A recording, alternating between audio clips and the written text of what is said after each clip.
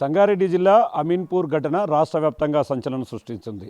ముఖ్యంగా వివాహేతర సంబంధంతో సొంత బిడ్డలనే కడతీర్చినటువంటి తల్లి ఘటన ఒక్కసారిగా రాష్ట్ర వ్యాప్తంగా సంచలనం రేకెత్తిస్తుంది. ప్రజెంట్ మనం ఆ గ్రామమైనటువంటి మెదక్పల్లి గ్రామంలో ఉన్నాము. ఇది రంగారెడ్డి జిల్లా పరిధిలోకి వస్తుంది. ప్రజెంట్ మనం మెదక్పల్లి విలేజ్లో ఉన్నాము. ప్రస్తుతం ఆ విలేజ్ దగ్గర వారి కుటుంబ సభ్యులను కనుక చూస్తే పూర్తిగా విషాద ఛాయలు చోటు చేసుకున్నాయి. వారి కుటుంబం అంతా కూడా మున్నీరుగా విలపిస్తున్నటువంటి పరిస్థితిని మనం క్లియర్గా చూడవచ్చు.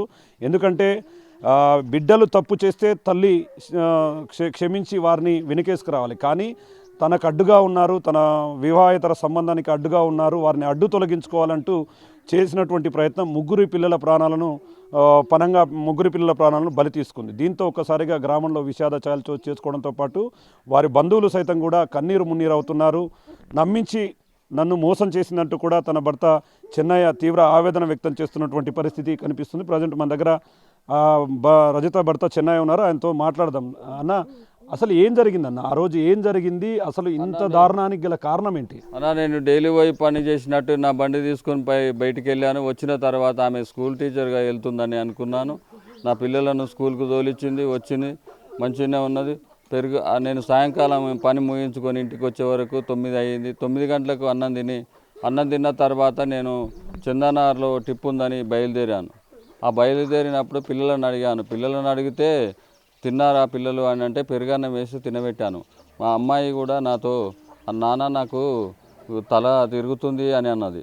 అంటే నాన్న అప్పుడప్పుడు ఒక్కొక్కసారి అట్లనే అవుతున్నది కదా అని నేను పెరుగన్నం దాపిన. హాస్పిటల్కి వెళ్ళొద్దా, నాకు చెప్పొద్దా అని అంటే నేను పెరుగన్నం తినబెడతా, మంచిగా అవుతుందని నా భార్య నాకు నమ్మించి పిల్లలకి ఏం చేసిందో నాకు తెలియదు అన్న. నేను చూడలేదు. నేను చందనారు వెళ్ళి వచ్చిన తర్వాత నా భార్య నేను డోరు కొట్టంగానే తీస్తే అందులో నుంచి వచ్చిన తర్వాత పండుకున్నాం. ఇద్దరం పండుకున్న తర్వాత నా భార్య సాగుబతులు ఉన్నానని అంటే తీసుకొని హాస్పిటల్కి వెళ్ళాను.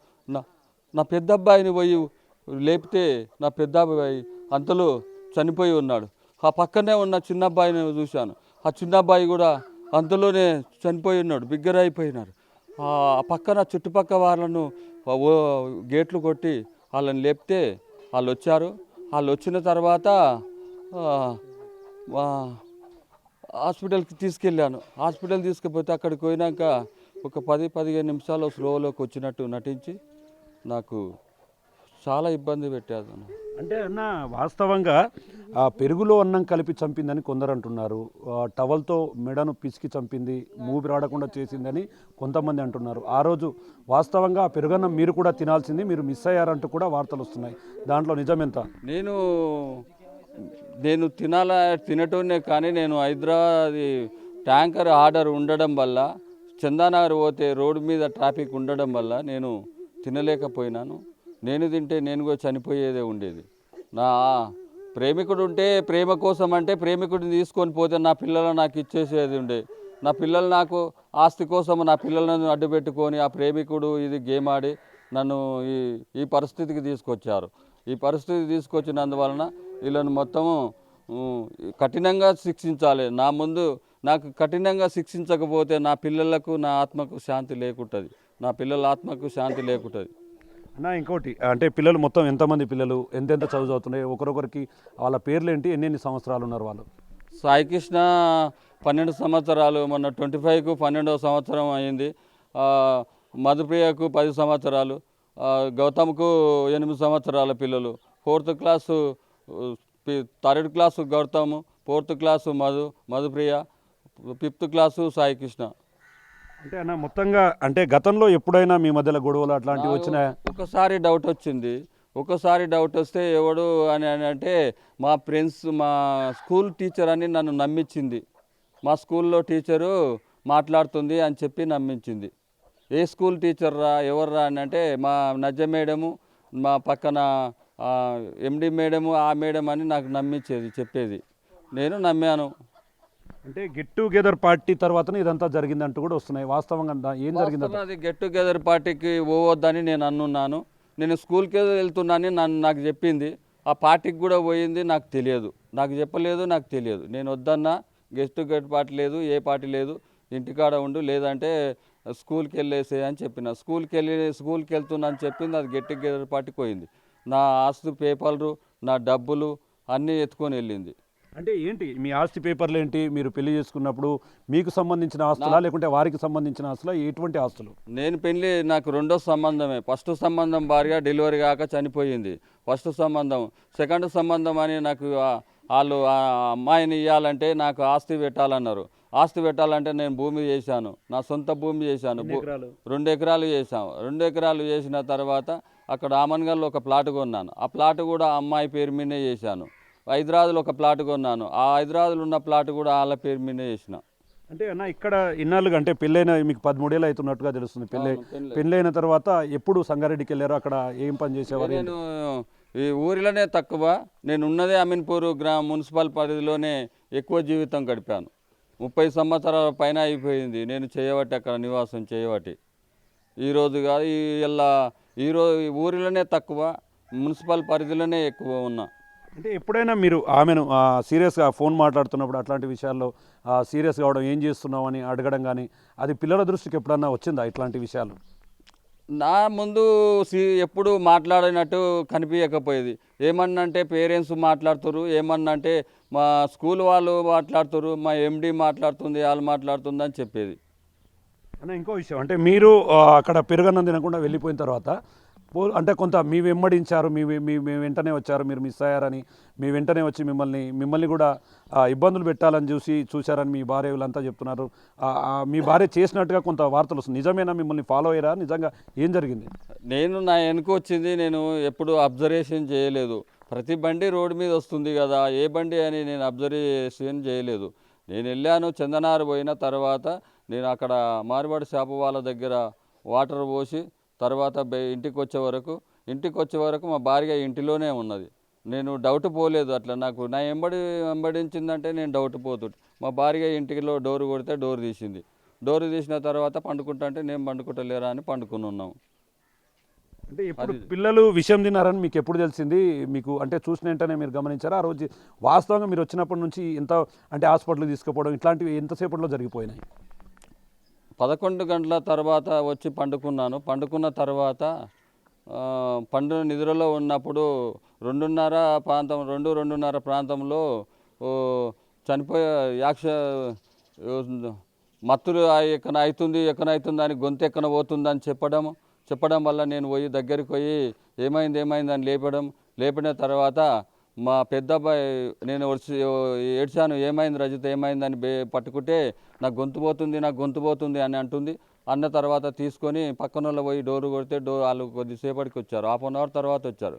నా పెద్ద అబ్బాయి దగ్గరికి పోయే వరకు సాయి జర పోయి వాళ్ళని పక్కన వాళ్ళని ఎవరైనా లేపు అని అంటే నా పెద్ద అబ్బాయి అంతలో చనిపోయినాడు. మా చిన్న అబ్బాయి నన్ను లేపితే మా చిన్న అబ్బాయి కూడా గట్టిగా అయిపోయిండు. అమ్మాయి దగ్గరికి వెళ్ళాను, నా పక్కలో వండుకున్న అమ్మాయి దగ్గరికి వెళ్తే ఆ అమ్మాయి కూడా చనిపోయింది. నా పిల్లలతో వాస్తవంగా మీరు చెప్తుంటే మాకే బాధ అనిపిస్తుంది. పిల్లలతో మీ జీవితం ఎట్లుండేది? పిల్లలు మీతో ఎట్లుండేవారు? ఆమెతో ఎట్లుండేవారు?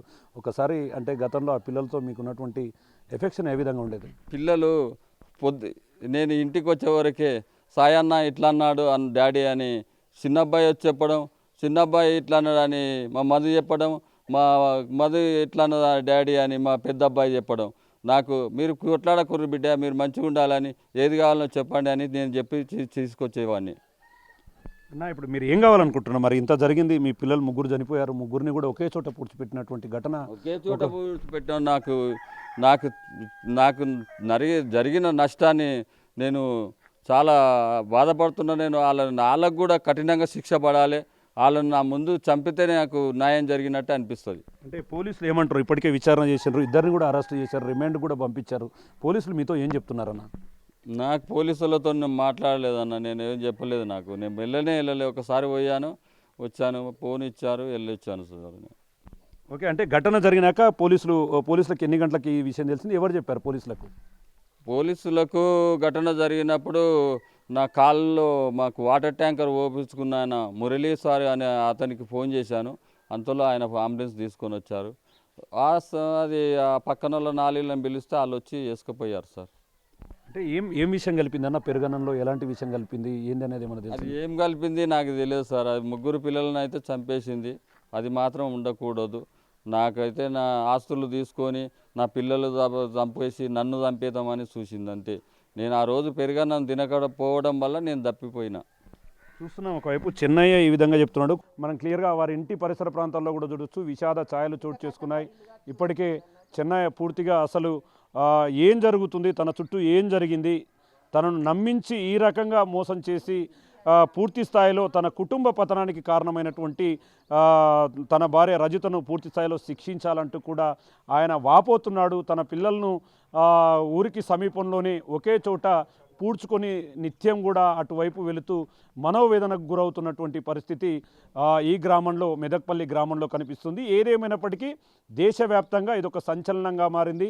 సొంత బిడ్డలను, తను కాపాడాల్సినటువంటి పిల్లలను వివాహేతర సంబంధంతో మొత్తంగా వారు అడ్డు వస్తున్నారు, వారు అడ్డు తొలగించుకుంటేనే తనకు రూట్ క్లియర్ అవుతుందని చెప్పి కూడా అన్నంలో విషం పెట్టి చంపిందంటూ, గొంతు నిలిపి ఊపిరాడకుండా చేసి చంపిందంటూ కూడా పూర్తి స్థాయిలో తెలుస్తున్న నేపథ్యంలో మరోవైపు 10th క్లాస్కు సంబంధించినటువంటి గెట్ టుగెదర్ పార్టీ నుంచే ఈ వ్యవహారం అంతా కూడా బయటికి రావడం, శివతో ఏర్పడినటువంటి సంబంధాలతో వీరి కుటుంబాన్ని మట్టుపెట్టి తనతో కలిసి జీవనం సాగించేందుకైతే అడ్డున్న వారిని తొలగించేందుకు ఈ రకంగా తన భార్య చేయడంతో పూర్తిగా చెన్నయ్య పూర్తిగా మనోవేదనకు గురవుతున్నాడు. ఆ కుటుంబ సభ్యులంతా కూడా ఆమె రజితను, అదేవిధంగా ఎవరైతే ఈ ఘాతుకానికి పాల్పడిన శివను కూడా ఉరితీయాలంటూ కూడా పూర్తి స్థాయిలో చెబుతున్నటువంటి పరిస్థితి. మరోవైపు గ్రామంలో కూడా పూర్తిగా ఈ ఘటన చాలా దురదృష్టకరం, మా గ్రామంలో ఇలాంటి ఘటన జరగడం మాకెంతో అవమానకరం, అట్లాంటి వ్యక్తులను కఠినమైనటువంటి శిక్షలు వేసి పూర్తి స్థాయిలో శిక్షించాలని చెప్పి కూడా